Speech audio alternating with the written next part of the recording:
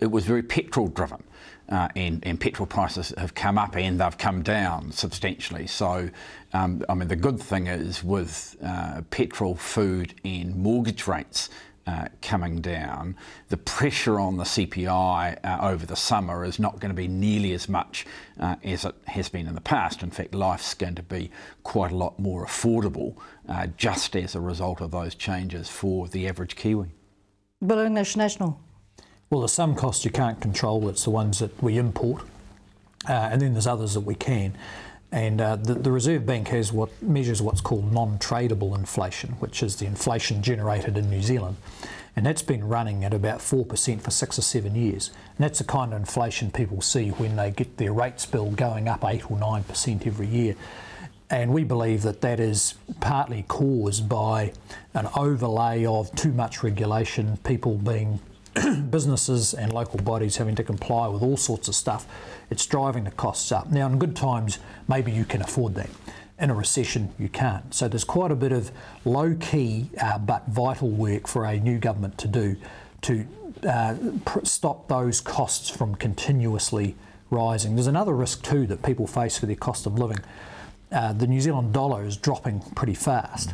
And we're now in a world where confidence in economic management is vital, and the cost of losing that confidence could be quite high.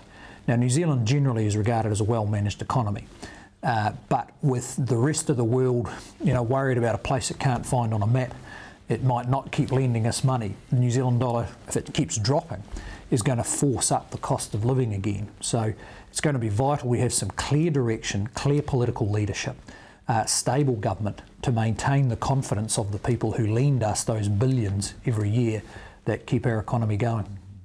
Peter Dunn, United Future, what would your party like to see to help bring down the price of food for the elderly and for New Zealand families? Well, I think that what we're going to see over the next little while is those costs come down anyway as inflationary pressures are alleviated within the economy. I think it's important that at that same time we get away from some of the profiteering on inflation that is now occurring. For instance, Air New Zealand imposed a fuel surcharge some months ago because of the rising cost of oil at that time. Now that the cost of oil is plummeting, I haven't seen any moves by Air New Zealand to remove that fuel surcharge. That's one example of the sorts of things where inbuilt costs will sort of carry on unless we deal with them accurately. I want to come back to a point though that was just made a moment ago relating to international investment in New Zealand and where we sit in the international queue. We've got two huge disadvantages. One's our location. We're always going to be at the end of the geographic line.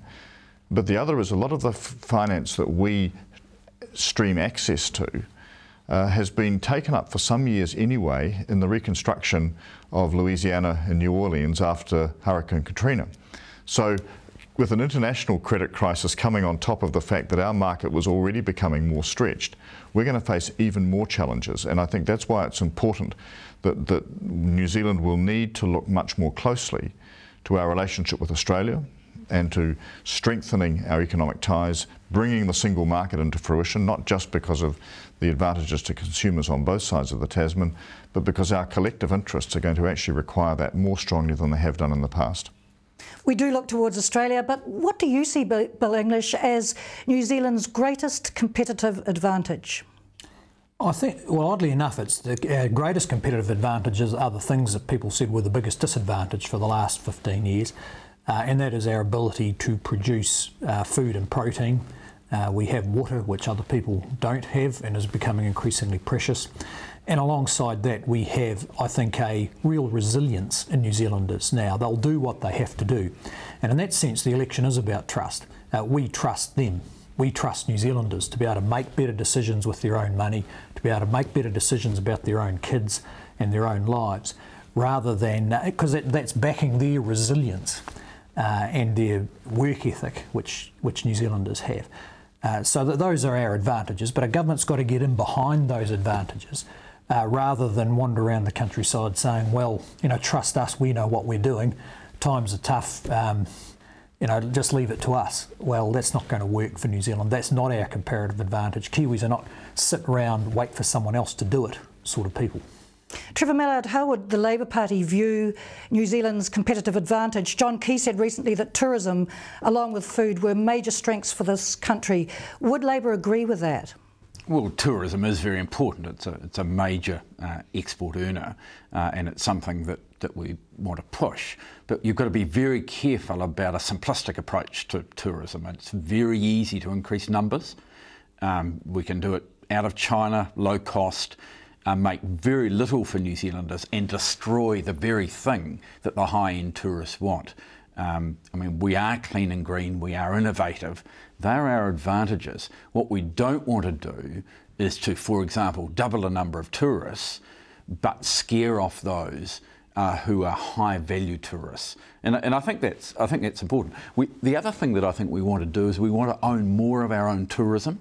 At the moment, far too much of our tourism is owned by offshore entities, and the ultimate profits from that tourism go to those offshore owners. And that's why things like KiwiSaver are so important, sort of halving the value of KiwiSaver to New Zealanders, not building up domestic savings the way that under the National Party approach might mean that we have a lot more tourists here, but it'll mean that the profits are remitted offshore, and that's not good for our economy. Peter Dunn, United Future's view of the competitive advantages which New Zealand has, which could help us grow out of this economic crisis. Oh, I think that our competitive advantages are in the products that we do well. We are world leaders, and I think that our agricultural sector, primary products in particular, I think in the areas of innovation and excellence, some of our high-end IT work, we are amongst the best in the world. What we've got to do is make sure we retain these people in New Zealand, we give them opportunity, and one of the reasons we're very strongly committed to the research and development program, which I know the National Party is not, is because we see that as part of developing the network to retain these people in New Zealand, and we see that as part of creating the opportunity for our best and brightest to want to stay here and not feel they've got to flee overseas for a future.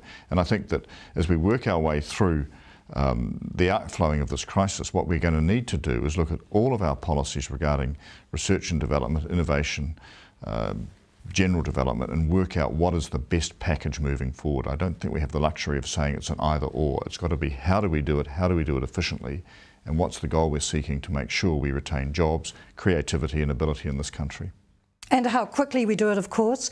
A recent report said small businesses, about 75% of them, are very concerned about the economic downturn. What's Labour going to do to protect small businesses in New Zealand against the credit crunch, Trevor Mallard? You can't absolutely protect all small businesses, and I think what we've got to get away from is the myth that in hard economic times no businesses can go broke. I mean, clearly there is going to be a credit crunch. Clearly there's going to be a change of ownership of some businesses, and there will be some jobs that are lost. I think the test is how can we put together a package of measures, and give Peter credit. Peter's been involved as Revenue Minister in simplification of the tax system, in a set of measures which have got hardly any credit that he's worked on with Michael Cullen, which makes it much easier for small businesses. Compliance costs have come down a long way, and what it means is that we are either the first or the second in the OECD when it comes to compliance costs for small businesses. So we've been doing a lot already. I think what we've got to focus on though is the formation of capital for those businesses. KiwiSaver is a big part of that, and the development of skills for the workers in those businesses. And again, that has been a major emphasis now for 7 years for this government. A lot of focus on skills for people who are in the workplace, because obviously a large proportion of our future workers are currently in the workplace, so we keep focusing in that area.